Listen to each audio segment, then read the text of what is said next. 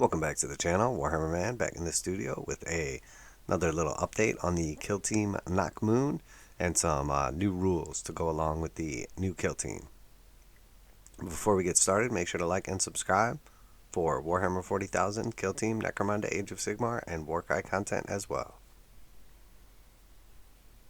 Pledge your kill team operatives to the Dark Gods and be greatly rewarded. So with the new upcoming kill team NACHMUND, we're going to see some new kill teams and new rules as well. Kill team NACHMUND is almost here, and the latest expansion for the ultimate sci-fi skirmish game pits swift Aeldari Corsairs against the brutal might of the Heretic Astartes. It's quite possibly the most aggressive kill team box set so far, and by pledging themselves to the Chaos Gods, your legionaries can become even deadlier. So obviously we see a little bit of terrain that's not going to be included in the set, but we see the kill teams here. I'm curious though, we are seeing 9 Chaos Marines in this picture. Maybe they're just showing off the models and this isn't the actual kill team like that you'd be able to field. But that would be interesting if Marines started getting more models. Every kill team boasts an array of specialisms, but the Legionary kill team goes one step further by telling you to assign a mark of chaos to each of your operatives, proclaiming your allegiance to the Dark Gods, and you'll be gifted with new abilities and ploys, both tactical and strategic, to match. Don't worry, there's no danger of your prized operatives ending up as a Chaos Spawn.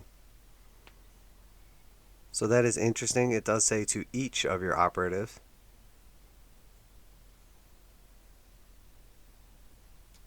So that would imply that you could have like a mixed kill team, which would make sense.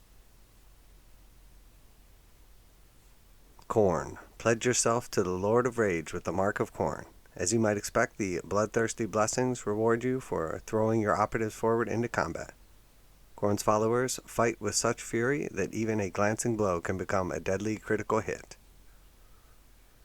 So the Mark of Khorne, Wrathful Onslaught. Each time this operative fights in combat, in the resolved successful hit step of that combat, if you did not retain any critical hits, you can strike with one normal hit as if it were a critical hit. If you did not retain any critical hits, you can strike with one normal hit as if it were a critical hit. So if you don't get any crits, you could switch a regular hit to a critical hit. That's pretty cool. It's sort of the opposite of the other rules we've seen so far. And Blood for the Blood God isn't just the name of the incredible Citadel color paint, it's also a strategic ploy you can use to ensure your frenzy operatives hit even harder when they when they charge. So Blood for the Blood God, 1 command point. It says it's a strategic ploy. Until the end of the turning point, each time a friendly Khorne operative fights in combat, in the resolved successful hit step of combat, if it performed a charge action during this activation, the first time it strikes, inflict 1 additional damage.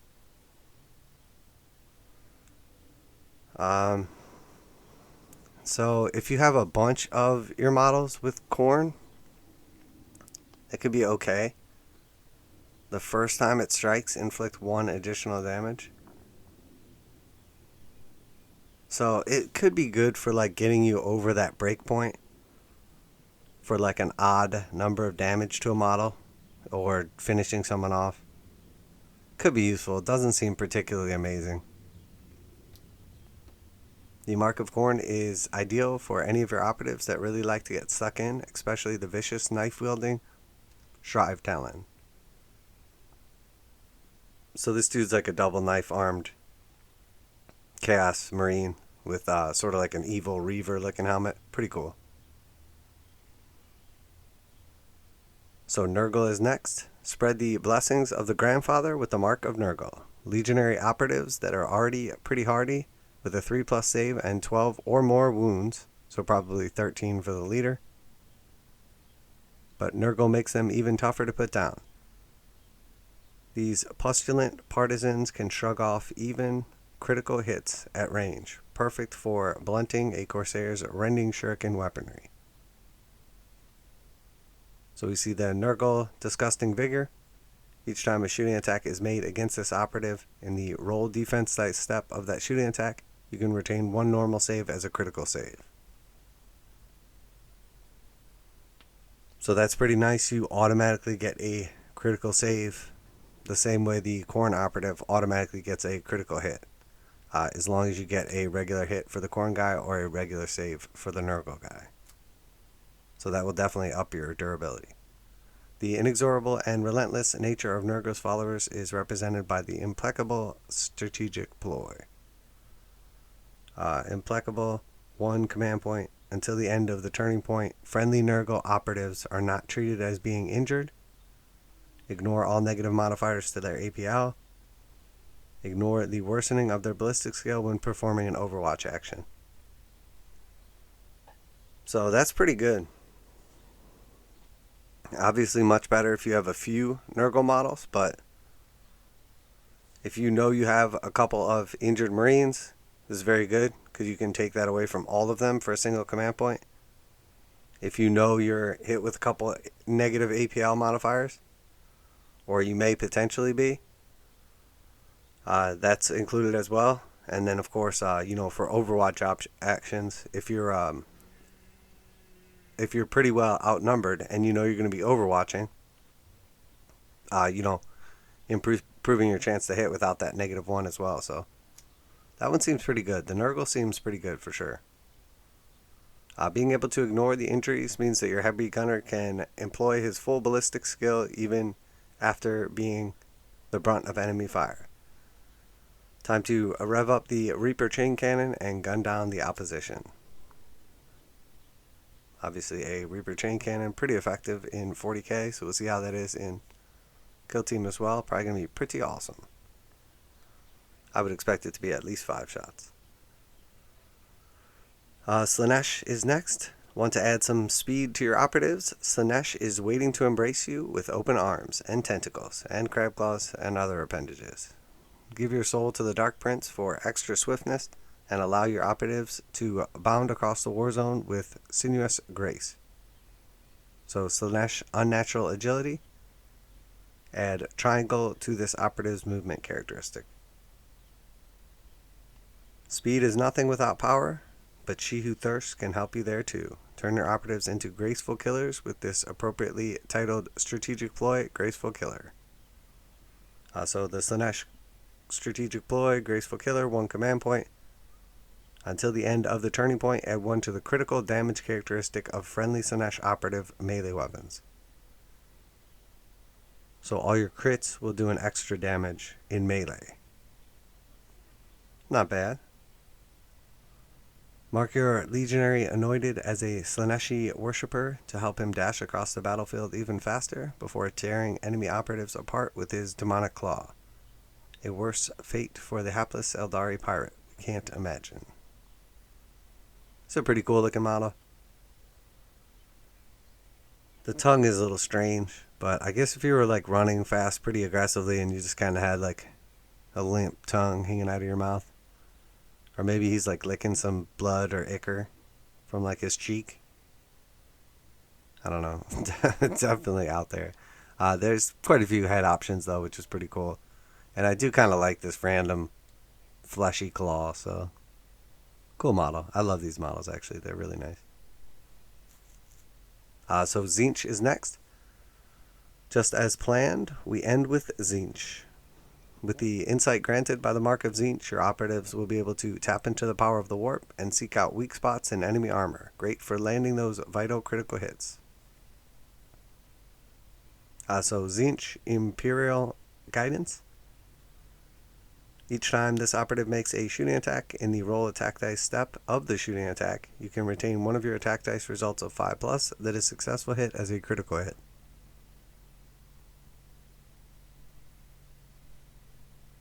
So that's pretty cool. You can retain 1, so it's limited to 1 per shooting phase, but it basically lets you crit on a 5 with one of your dice. So that is pretty nice. Shooting only, obviously. The Architect of Fate can also provide his followers with a measure of paranormal protection through the Etheric Ward strategic ploy. So strategic ploy, Aetheric ward, 1 command point. Until the end of the turning point, friendly Tzeentch operatives have a 4+ invulnerable save. So that could be pretty good if you know your opponent's about to bust on you with a plasma gun or something like that. Melt a gun, something else that's going to severely limit your save. You can definitely kind of send those operatives forward, especially if you're running like a mixed skill team. With a 4+ invulnerable save, you'll be able to keep your most valuable operatives alive, even in the face of Aeldari's deadliest range weapons. No wonder they legionary chosen look so happy. So obviously, that head, not my favorite. Definitely getting left off my kill team, let's put it that way. But, I guess maybe he's just really enjoying war. But as you can see, you'll get the most out of these strategic ploys by devoting your kill team fully to one god, or you can mix and match your marks for greater flexibility. Unfortunately, not all ruinous powers play well together. If you have any Khorne operatives, you can't include fighters pledged to Slaanesh. Similar to taking operatives marked from Tzeentch means that Nurgle is off the table. So back to the old school way of doing things where the Chaos Gods hate each other. So they each have like a rival. So Khorne and Slaanesh hate each other. And Tzeentch and Nurgle hate each other as well. So you can have up to... realistically, you can have like Khorne and Tzeentch together, or Khorne and Nurgle together. You can have Tzeentch and Slaanesh together, or Slaanesh and Nurgle together. Or you can run an exclusive kill team. But you can never have all 4 in the same one. Fortunately, you can always take Legionnaires with the mark of Chaos Undivided. These operatives have withstood the maddening temptations of any specific deity and fight with the luck of the damned. So Undivided, Vicious Reavers. Each time this operative fights in combat or makes a shooting attack in the roll attack dice step of that combat or shooting attack, if the target is within red of it, you can re-roll 1 of your attack dice. Each time this operative fights in combat or makes a shooting attack. If the target is... Okay, so if you're within 6 inches of your enemy... That's interestingly worded.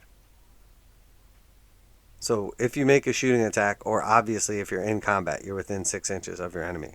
So you can always re-roll 1 of your attack dice. That's pretty cool. So in hand-to-hand combat, you always re-roll 1 attack dice. In shooting, if you're within 6, you re-roll 1.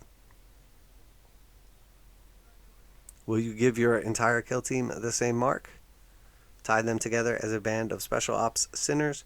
Or you allow the operatives to express their individuality by spreading different marks throughout your kill team? Do you prefer a strong strategic focus or turn-by-turn tactical flexibility? Whichever you need, the Dark Gods have it on offer. So whatever this thing is, we've never seen that before. Don't recognize that piece of terrain, so maybe that's something new coming on the NACHMUND set. Rest of this stuff appears to be from the starter. Obviously an extra few floors in these pictures we've seen here, but overall look like it's from the starter set. We'll have more news on Kill Team NACHMUND soon. So I am curious though. Again, we see in this picture more than 6 Chaos Space Marines, and currently you can only take 6 at a time. So they may just be showing off the kill team, or maybe that is a hint that you will be able to have more than 6 operatives. I think having like 7 or maybe 8 operatives would work, but anything over 7 or 8, and this could get a little sketchy. So you don't want them to be so good that they're just destroying everyone, because the armor save and extra wounds is pretty nice. But yeah, overall looks good. Nice little preview of the rules for the Heretic Astartes. Nothing like crazy overwhelming yet, but I'm sure there's going to be a bunch of cool abilities and specialisms for them. Definitely looking forward to seeing what the Psyker does, what the chain cannon stats look like, and then what other like special and heavy weapon options they'll be allowed to take. You know, we obviously see the big old chain axe.